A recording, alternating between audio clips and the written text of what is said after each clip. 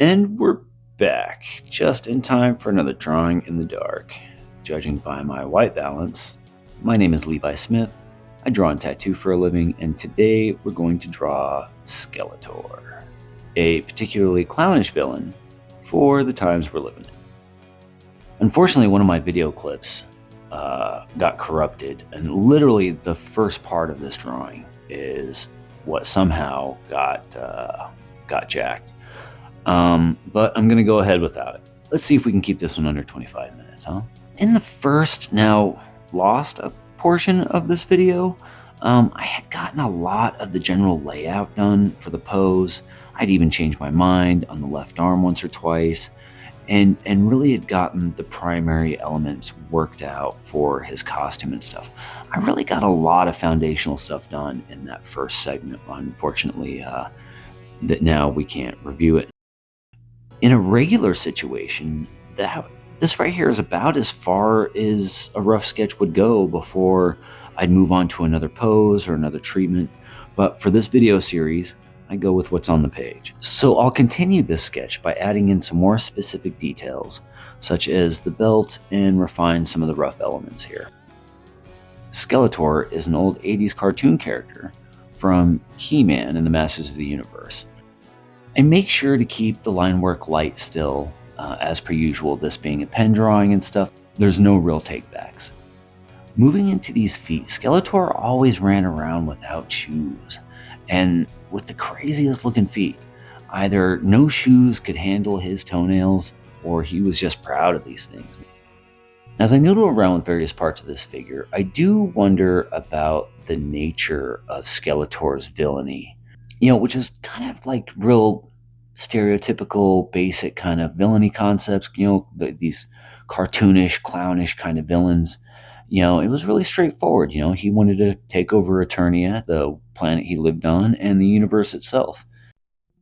This hand here will be holding Skeletor's staff, so I really only want to draw a portion of it now until I start in later with the rest of that staff. For the left arm, I did go through a few different edits, but went with a position that I figured could hold his power sword. I don't remember him having the dark half of the power sword in the cartoon. I don't think he did, but his action figure had it, and he did have it in some of the comics. At least the ones that came with the action figures. Here, I struggle a bit with the sword. The angle and the design of the sword didn't really make anything easy for me here. I never do actually end up getting it quite right. The challenge of it was like the geometry of the hilt and which angle to face it. And sometimes when part of a drawing is frustrating me, I move to another part for a while.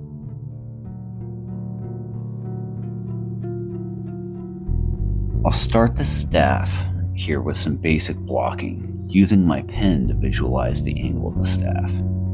As I work out the skull here, I actually changed my mind on the angle. The first one didn't follow the perspective I wanted with the staff, and so this is a great example of why it's important to draw with a lighter line at first, even if you're using a pencil. I haven't actually rewatched the original cartoon since I was little, and I haven't watched any of the reboots or read any of the comic books, though I did see that old terrible movie in the 90s. But looking up a bit more about him has been pretty interesting for me as far as doing a bit of background research for the character. I watched He-Man as a kid, and I had a ton of the figures and stuff. I didn't have Castle Grayskull, but I did have Snake Mountain and stuff, the little microphone, snake head, and everything. So Skeletor wanted to take over the universe, and the secrets of Castle Grayskull were the key. So maybe He-Man and Sorceress Teela were the masters of the universe? Those would be the closest ones, and then I guess Skeletor wanted to become a master of the universe.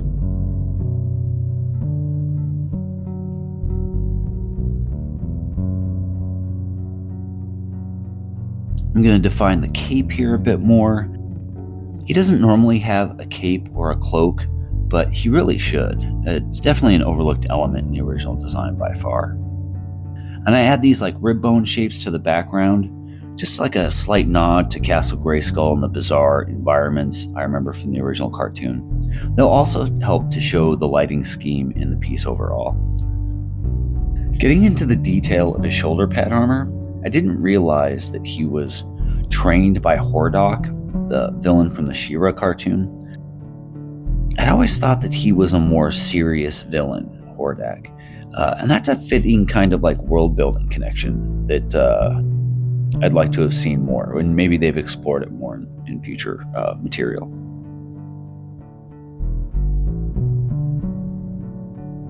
And I know that He-Man was like half human from Earth, but it's kind of hard to tell with Skeletor. Maybe he was either from another dimension or He-Man's evil uncle gone like full necro. But there's a lot of conflicting like storylines and stuff there, so it all depends on really which one to follow. And I'm sure some of the newer material has things maybe like spelled out a little bit more clearly.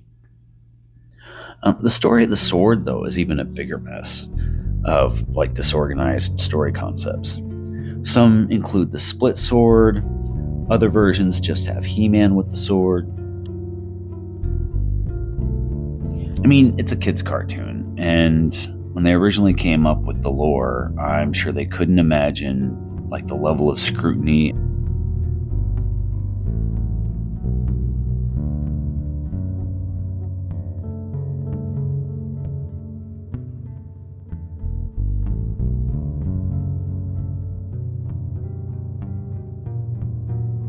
I do spend a good amount of time working up the detail in this armor. It's just fun noodling around with these elements. I've always liked the general design and concept of Skeletor, though. Like a true mustache-twirling clown of a villain with inept minions, always able to cause enough harm to require like skilled, good-natured, and especially powerful heroes to stop them.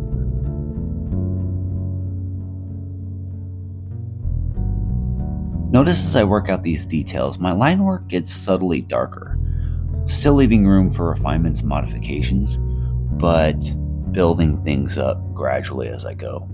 And keep in mind, this kind of sketching isn't meant to produce like a polished final piece, but to work out solutions and concepts before moving to a process of finished rendering, like in a painting or in a more like finalized inked version.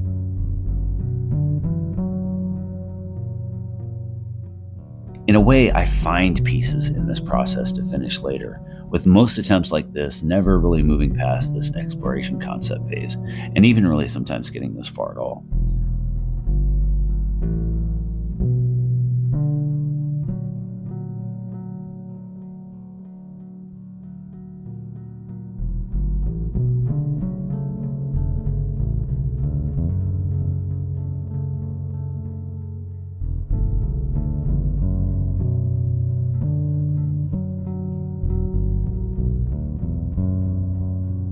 A point here, though, of how this kind of drawing ties into my tattoo work, and especially like with cover-ups and stuff, is being able to adjust and repurpose lines and shape elements into other representations.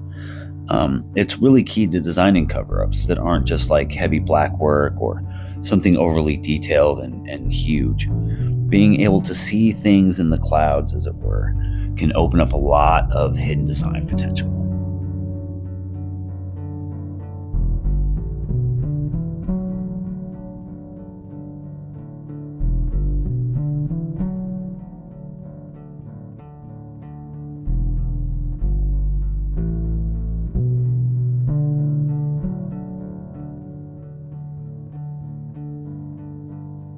I wasn't totally sure of how to do his boots.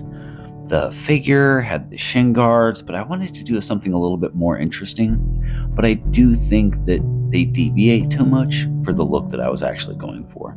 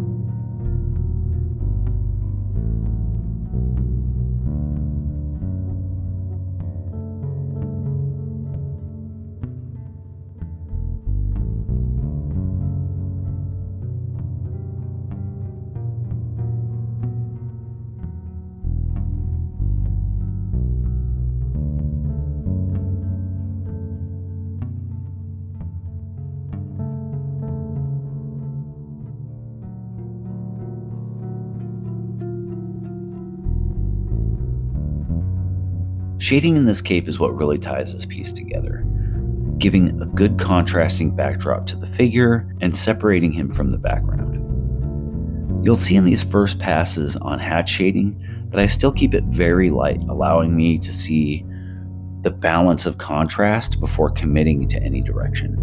And I darken this stuff up as I go. As I shade in elements, I'm thinking about their volume, the direction of the light source, and where the element falls into the underlap-overlap relationships with other elements, such as the right arm coming from behind the chest line, pushing it into a shadowed area more so than, say, like the left arm. One thing I appreciate about villains like Skeletor or even Doctor Doom is that they're like clean, open villains, like proudly obvious about their motives, and without like the victim angle. You know, that angle that makes their behavior understandable even if not justifiable. Villains like Skeletor are like evil incarnate, where so many like modern adversaries are often in like sheep's clothing with a smile and a civil tone, while they spread confusion and suspicion instead of outright malice. As it turns out, confusion and suspicion are very effective tools for modern villains, disguised as just asking questions and they don't want you to know, that leads towards like a breakdown of critical thinking, I think, and solidified by community of paranoia of ever narrowing concepts of what like the right way to be is, can tend to be very dangerous. But Skeletor, he's a maniac, shameless and direct, announcing every time, he wants to take over the universe. There's no fraud or con, and he's calling it out before he swings at the ball. But villains like Skeletor never win. The real villains seem to rarely lose, and when they do, it's always like just barely. In comics, I've often heard the axiom that the hero is really only as great as the villain, and that great villains inspire greater heroes. And let's hope that that can be true in reality as much as fantasy. And as I go through this piece, fussing over details, nooks and crannies, I try to think of some of the positives of the times that we live in. And here's a bit of a light hat shading here and there. You may notice that through all of the doodles and scribbles, the depth and detail kind of emerge. One process I apply at this point is building up the contour lines of the primary subject, the figure in this case, thickening and darkening the outer lines to separate the figure from the rest of the elements. So it doesn't really take a lot of effort for the viewer to read the image. This also makes all of the soft and seemingly rough random structure and hatching lines like allows them to become like details, suggesting volumes and hopefully sometimes texture in the elements themselves. And then as I get a little bit more confident in what I've sketched out, I'll start to bold in and reinforce elements and stuff that I wasn't really certain of before. And it's a crazy phenomenon, like starting a sketch on a blank canvas. The purity of the unmarked surface kind of represents an infinite potential, and at the same time, it's nothing. And with each mark on the paper, that potential becomes more limited, and it becomes something. And the further along you go, the potential narrows to like a specific point, and that nothing becomes distinctly something. Like it's not a blank page anymore, and now it's a drawing of cartoon villain. And this kind of like destructive creation, in a way, ruining infinite potential in order to make something that can actually be identified, experienced, is probably the most like powerful aspect to me of making art. Something like AI image prompters, I think, will never be able to appreciate. I'll start on another layer of shading for the cape. This is something that would go a lot faster with a different tool, like a marker or a brush, but using only the pen, I literally just hatch and scribble to fill in the space. And that's an official technique, by the way, hatch and scribble. I do really like how this one is turning out, and maybe that has something to do with how much I like Skeletor as a character design. But doing these pen sketches like this and committing to the initial layout as a rule, because I want the sketchbook to be full of like cool, like worked up, almost completed sketches adds a particular challenge to the exercise that makes me especially pleased when they turn out really well.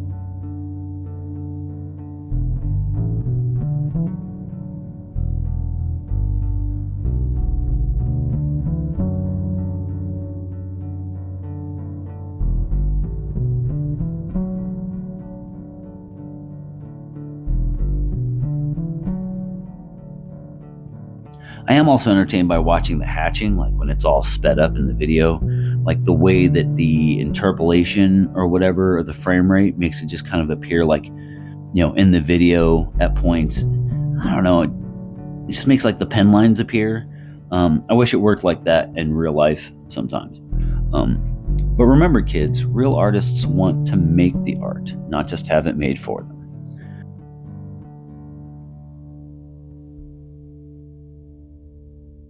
There is a lot of shading in this one, and I just didn't want to quit.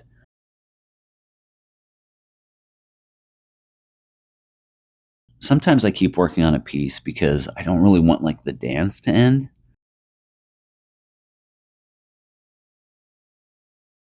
But damn, did I struggle with this sword though.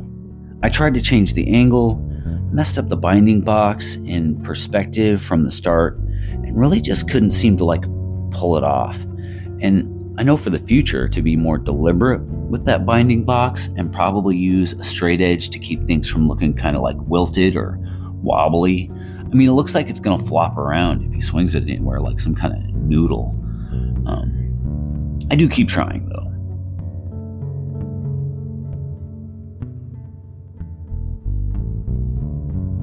The hatching in the belt flaps is a perfect example of that like interpolation effect where the pen doesn't follow the lines generated and it just kind of looks magical or faked.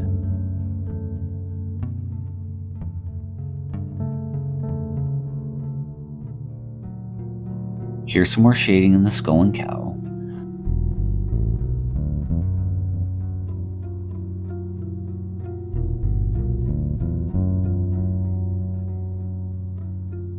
I suggest a bit of neck in the shading before moving on to another layer in a portion of this cape.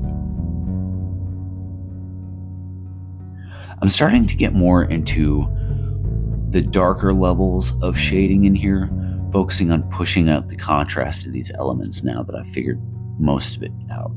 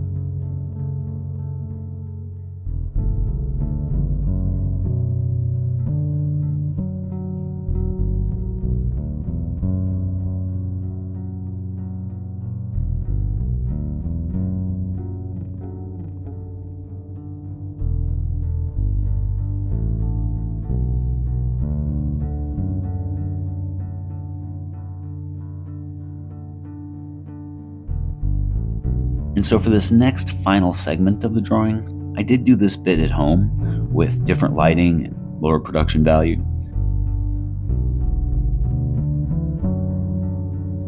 Two aspects of the piece that I hadn't touched since blocking it out are the foreground and background. So we'll add some simple shading here, focused on building the contrast, just suggesting like a terrain, that doesn't really compete with Skeletor visually, but doesn't leave him like standing on a blank page.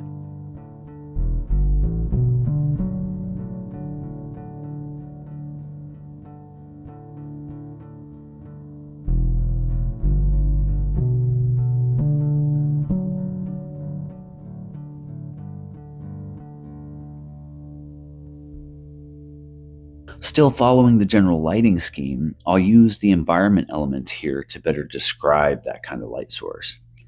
And with a few added pebbles and crevices in here for some detail.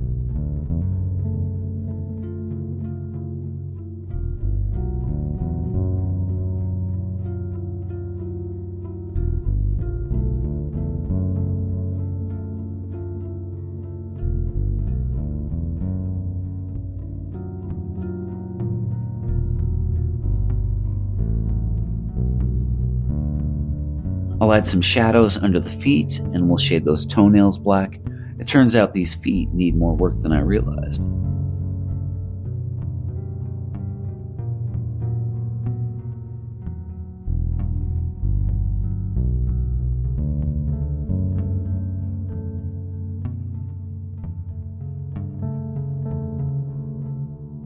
And I'll do a bit of reinforcement of the contour lines in each level of the environment. I think of these as like the background cutouts used in a stage play that, they wheel in and out of the scene like classic foreground, middle ground, and background fashion, and then bumping up the contrast between them just so that it's a little bit layered.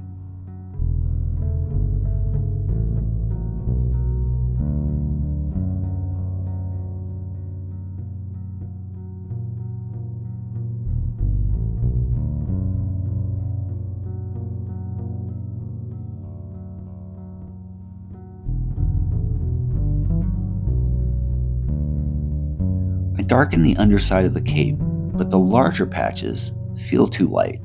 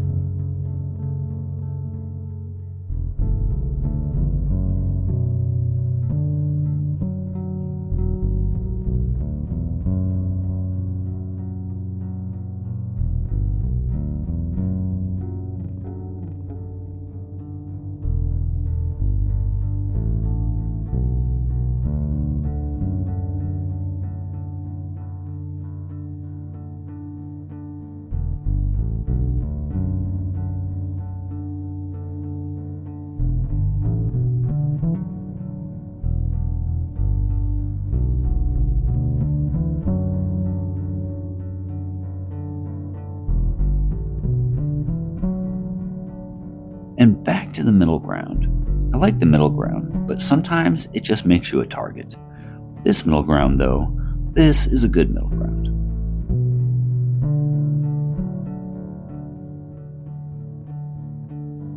And finally, back to the rib bone structures in the background. Odd elements like these can really seal the deal in the whole piece, giving it a place and time and space. Where and when, who knows, but at least there's a suggestion. The trick is to keep these elements in the background and not to compete visually with the figure or the foreground.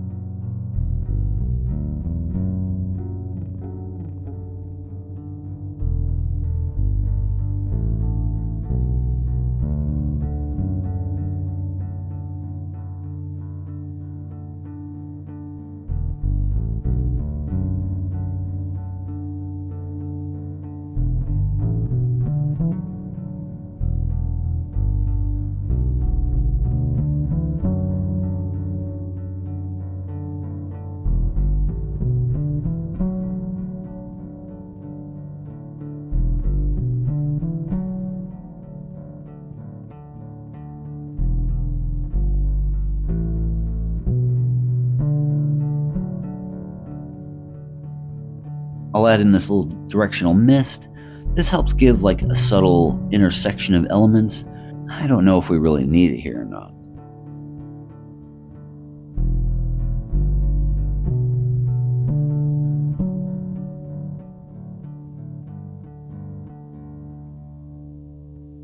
This is a fun bit of dark energy around the Havoc staff.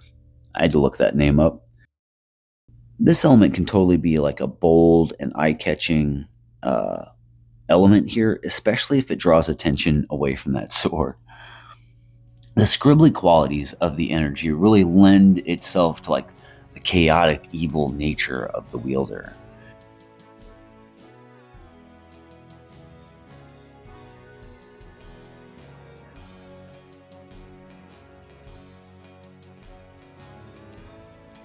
And we'll hatch it in to reinforce like the strength of its power, make it a little bit heavier, and also hide some of those old structure lines I'm not really using anymore.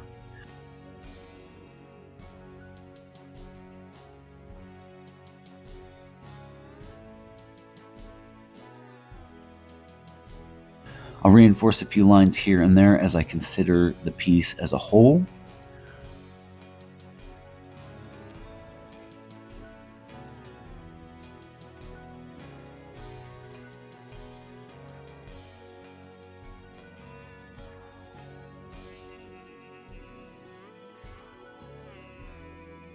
Here's some final shading in the skull.